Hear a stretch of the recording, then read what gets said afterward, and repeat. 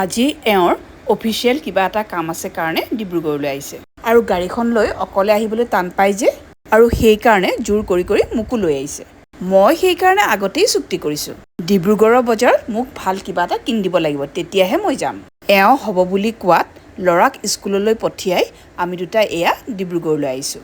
অৱশ্যে 4 লেনৰ কাম বহুতখিনি কমপ্লিট হোৱাৰ বাবে জাৰ্ণিটো কৰি বেয়া লগা নাই। আমি বৰ কম সময়তে ডিব্ৰুগড় আহি পালোহি।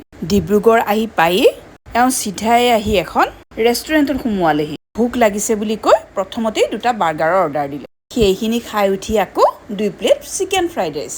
এইখিনি খাই উঠিয়ে এওঁ চিধাই গৈ প্ৰথমতে অফিচিয়েল কামখিনি কৰিলে। তাৰ পিছতেই মই কোৱামতে মোক লৈ আহিলে ব্ৰহ্মপুত্ৰৰ পাৰলৈ। ডিব্ৰুগড়ৰ গাতে লাগি থকা ব্ৰহ্মপুত্ৰ নদীখনে কিন্তু ডিব্ৰুগড়ৰ চহৰখনক প্ৰদান কৰিছে এক অনন্য সুন্দৰতা।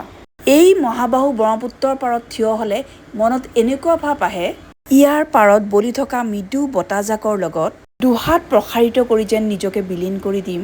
খন্তেকৰ বাবে হ'লেও যেন পাহৰি যাওঁ যান্ত্ৰিকতাৰ পৃথিৱীখনক। এনেদৰেই ব্ৰহ্মপুত্ৰৰ পাৰত বহু সময় পাৰ কৰি সোমালোহি ডিব্ৰুগড়ৰ মাৰ্কেটত। মাৰ্কেটত সোমাই ঘূৰি ফুৰি চাই এওঁ কথা দিয়া মতেই প্ৰয়োজনীয় বস্তুকেইটা কিনি ল'লোঁ। ঘূৰি আহোঁতে বাটত দোকানবোৰ দেখি এওঁৱে আকৌ সুধিলে, ফুচকা খাবা নেকি? ক'লোঁ খাম। খোৱালেও। তাৰপিছত পাণৰ দোকান দেখি সুধিলে, পাণ খাবা নেকি? ধুনীয়া ধুনীয়াকৈ সজাই থোৱা পাণবোৰ দেখি ক'লোঁ খাম। সেইখনো খোৱালে।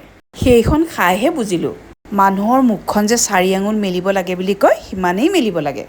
মই বাৰু আজি জোখতকৈ বেছিকৈ মেলি দিলোঁ হয়।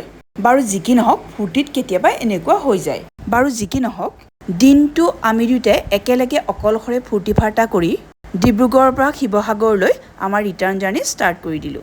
আহি থাকোঁতে দিনটো গাড়ী চলাই থকা এওঁৰ মুখখনলৈ চাই ভাবিছোঁ, কামৰ মাজত ব্যস্ত হৈ থাকোঁতে কোনোবা এজন যদি তেওঁৰ কাষত থাকি লগ দিয়ে, তেতিয়া চাগৈ তেওঁ কিমান ৰিলেক্স মুডত কামখিনি কৰিব পাৰে। এইটো ভাবি মোৰ মনটোও ভাল লাগি গ'ল। আজি অন্ততঃ তেনেকুৱা এটা পজিশ্যনত থাকিয়ে মই দিনটো পাৰ কৰিব পাৰিলোঁ। ভগৱানক ধন্যবাদ, অশেষ ধন্যবাদ।